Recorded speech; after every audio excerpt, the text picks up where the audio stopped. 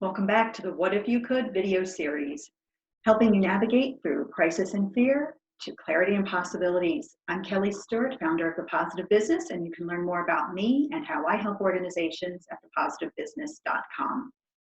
So we know that people in organizations have access to resources like hope, confidence, resiliency, and optimism that help them and their organizations emerge successfully through times of challenge and change.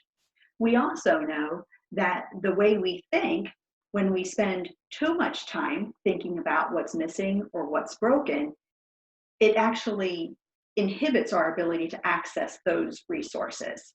And that's because it keeps us in fear, right? And fear can range from anger, disappointment, worry, guilt. You get the question, you get the picture there.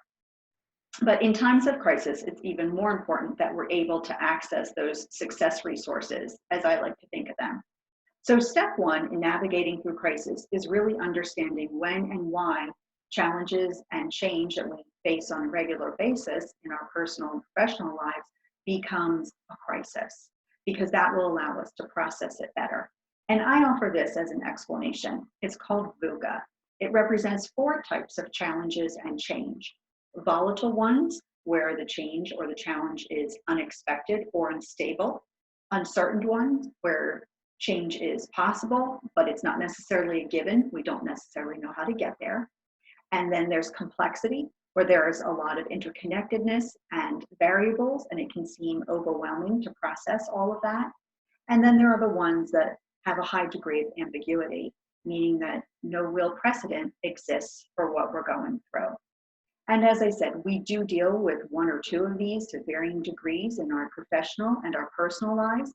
They make us stronger, they make us more curious, and hopefully more compassionate as we are making decisions and formulating strategy.